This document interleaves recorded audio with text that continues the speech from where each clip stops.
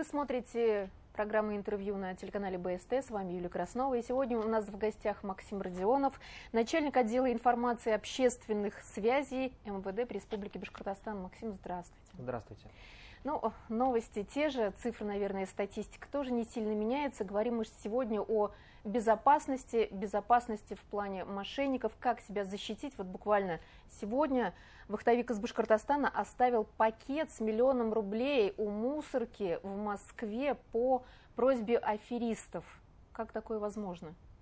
Ну, во-первых, статистика немножко все-таки меняется. К счастью, у нас снижение идет по республике, но цифра все равно достаточно большая. То есть мы уже перешагнули планку, жители республики отдали мошенникам более 1 миллиарда рублей. Это за какой период времени? Это с начала года. С начала года, вот на данный момент. Да, вот этот случай, кстати, ярко показывает, насколько сильна может быть психологическая обработка и внушаемость людей. В данном случае человек, который искал информацию о том, как у него будет исчисляться пенсионный стаж, он забил свои данные на каком-то сайте, ему перезвонили, назвали сотрудниками пенсионного фонда, и в дальнейшем он передавал им свои персональные данные, думая, что общается с сотрудником пенсионного фонда. Вот. В дальнейшем подключились лжесотрудники правоохранительных органов, они по телефону ему сказали, что его деньги могут уйти за границу, их нужно, значит, задекларировать. Вот такая вот формулировка такая бывает. Схема сложная, да. Но они попали в нужное время, в нужный момент. Эмоционально такой, как крючок, он послужил, видимо. Они бы не попали, если бы человек сам не начал в интернете свои данные размещать. Пытаться выяснить не на официальных источниках, а просто, с сайтами, за которыми неизвестно, кто стоит. То есть заходим только на официальные сайты, никаких посторонних ссылок быть не должно, не оставляем свои данные на сторонних ресурсах. Это тоже уловка для мошенников. Да, здесь вопрос цифровой гигиены, что сейчас называется, да, в наше время. То есть ни в коем случае на сайты не вбивать персональные данные. У вас есть госуслуги, у вас есть возможность обратиться лично в МФЦ или в другие государственные органы, а вбивать свои имя, фамилию, уж тем более свои документы, адреса, телефоны, банковские карты, данные с сайтом посторонним, крайне не рекомендуется. Кстати, наши специалисты по кибербезопасности советуют, если вы совершаете регулярно покупки на маркетплейсах, то все-таки заведите вторую банковскую карту, на которую будете класть нужную сумму. Не привязывайте основную. Да, к зарплатной своей карте ни в коем случае. Но мы говорим о тех, кто, может быть, не заметил или ошибся, но ведь этой проблемы подвержены и люди с высшим образованием, люди со статусом, люди, которые в принципе знают все эти механизмы. Как такое происходит? Да, вы правы, здесь не имеет значения ни возраст, ни образование. Наши сотрудники регулярно ходят в различные организации, рассказывают о схемах мошенничества. Я вот сам неоднократно бывал в различных организациях. И люди слушают от руководителя до работника, они вроде все понимают, но когда их обманывают, они приходят в полицию, говорят, я растерялся, я не знал, что делать, я боялся. Они же так убедительно говорили, что на меня возбудят уголовное дело. Поэтому, если сейчас возможно, я объясню, то есть каким образом, все-таки, если вам поступил звонок, как необходимо действовать. Расскажите поэтапно. Прежде всего, если вам позвонили, назвали сотрудниками государственных органов или правоохранительных органов, или банка, МФЦ, то есть, и вы не ждете этого звонка, смело кладите трубку. Вы не ждали этого звонка, вы не обращались за какими-либо услугами, поэтому смело кладите трубку. Даже если вы проверили в интернете, что номер действительно этой государственной организации, необходимо помнить, что мошенники могут воспользоваться, скажем так, программой, которая позволяет подменять номер. То есть человек будет видеть на телефоне, например, телефон горячей линии своего банка. Но если он попытается перезвонить, нажав на кнопку обратного вызова, то есть бросив трубку и позвонив обратно, он уже туда не попадет. Потому что программа в обратную сторону не работает. Этот способ проверить, действительно ли звонок является официальным. Поэтому мы рекомендуем. Положили трубку, если есть сомнения, сами либо лично обратились в эту организацию, либо позвонили на телефон горячей линии, набрав его вручную на своем телефоне. Но если уже непоправимое произошло, то какие-то есть рычаги? Да. Заблокировать карты, наверное, в первую очередь.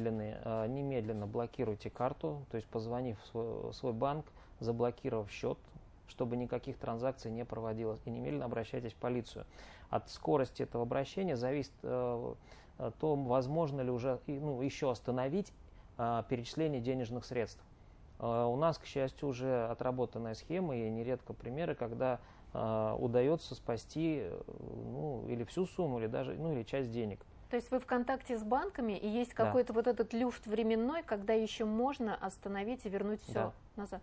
Но обращаться надо очень быстро. А что это сделать нужно? Позвонить в банк, позвонить вам в правоохранительные органы? Звоните в банк и идите в полицию. Или позвоните в полицию. Моментально? Как можно скорее, да. Удивительно, конечно, что все это продолжается и в таком объеме. Скажите, но есть еще такая проблема, это наше подрастающее поколение, и очень часто они становятся жертвами манипуляций. Есть такое слово, и до недавнего времени я не понимала, что оно означает. Дроперы. Более подробно расскажите, как наша молодежь попадается на уловки мошенников. Да, дропер – это действительно распространенная тема среди молодежи. Это школьники, старшеклассники, это студенты, это те, кто окончил учебные заведения не очень давно. Но среди них есть и достаточно уже взрослые люди. То есть дропер – это человек, который за денежные средства, за вознаграждение передал другому лицу доступ к своему банковскому счету, либо доступ к использованию своего номера телефонного, либо свои персональные данные. То есть это то, чем аферист может воспользоваться для совершения преступления. Потому что не секрет, что уже банки, полиция, мы отработали схемы по блокировке подозрительных переводов. И поэтому злоумышленникам необходимо, они не могут создавать уже в таком объеме фейковых личностей, они не могут воздействовать через интернет просто так. Поэтому им нужна реальная личность, реальный человек, через счета которого будут прогонять денежные средства. Вот попался человек, чем ему это грозит? Административная или уже уголовная ответственность? Это уголовная ответственность. Со скольки лет наступает? Уголовная ответственность наступает в зависимости от тяжести совершенного преступления. И надо помнить, что здесь речь идет все-таки о реальном лишении свободы. Это не год и не два. Здесь в зависимости от тяжести причиненного ущерба. Чем еще дропер рискует? Он рискует финансово. То есть не только судимость у него будет, но по уголовному делу будет установлено, какая сумма от каких жертв проходила через его банковский счет, открытый на его имя. И он будет обязан возместить эту денежную сумму потерпевшему. То есть бывают с помощью маркетплейсов, бывают, как, наверное, изначально представляются сотрудниками банков или МФЦ, каких-то государственных органов. А бывает такое, что человек на улице или где-то в соцсетях обращается и просит на себя что-то оформить, и таким образом человек тоже становится жертвой мошенников. Но вот если мы сейчас поговорили о подрастающем поколении, от студентов, о тех, кто постарше, как быть с бабушками, дедушками и экологично, чтобы они не обиделись, объяснить им, вот они посмотрят, может быть, и предотвратят себя не станут жертвами мошенников? Самый простой способ – это все-таки объяснить своим пожилым родственникам, что если им позвонили из банка, то пусть они лучше положат трубку и наберут ваш номер и скажут: мне сейчас позвонили, что-то хотят от меня. Вот. И подключитесь к этой ситуации сами, разберитесь с ней сами, скажем так, потому что пожилой человек… если он одинокий? Если одинокий, здесь есть тоже такой достаточно простой совет. Поговорка: одна голова хорошо, две лучше. Мошенники очень боятся, телефонные и интернет-мошенники, что человек с кем-то может посоветоваться. Поэтому одно из условий общения – это никому не говорите об этом звонке или об этом сообщении. Поэтому если вам такой человек позвонил, или выслушали, или положили трубку, Дойдите до соседа, дойдите до подруги, все равно какие-то знакомые есть. Да даже просто расскажите, ну, скажем так, продавщице, с которым пожилые люди очень часто знают своих продавщиц даже вот в ближайшем магазине. Просто пообщайтесь, и человек, проговаривая эту схему вслух, он понимает, насколько она может быть нелепо, да. Да, но со стороны нужно посмотреть, это называется критическим мышлением. Я помню, даже ситуацию рассказывал на докладе руководитель вашего ведомства, кто-то стал жертвой, когда позвонили и представились интернет-провайдером и предложили подключить за очень солидную сумму дополнительный пакет услуг. То есть, в принципе, критическое мышление мы отключать не можем никогда, особенно вот во времена наших современных технологий. Да, под предлогом провайдера, замены сим-карты, продления договора, замены домофонных ключей. Предлогов можно придумать массу. Самое главное, чтобы, еще раз говорю, если вы не ждали этого звонка, кладите трубку. Ну, а есть ли такие ситуации, когда, например, человек, кому позвонили, переломил эту ситуацию, может быть, какие-то волшебные приемы, может быть, дар убеждения, вот что-то есть у вас на памяти? Сейчас, вы имеете в виду, когда злоумышленник переломил или потерпевший? Когда потерпевшие. Да, у нас ежедневно в полицию бывают несколько сообщений, когда жертва понимает, что с ней общались аферисты, останавливается в нужный момент и сообщает об этом в полицию. Ну, как бы и да, мы фиксируем, возбуждается уголовное дело о покушении на мошенничество. Стадии совершенно разные. То есть бывает, человек сразу положил трубку. Бывает такое, что у нас люди уже готовы положить деньги в банкомат, чтобы перечислить на счет, указанный аферистами, но в последний момент, держа пачку денег в руках, они думают, зачем я их буду отдавать. Вот то есть же, иногда бдительность, она побеждает злоумышленников. Ну и за финалем, наверное, смотрите, есть же страх, наверное, людьми движет вот основная эмоция.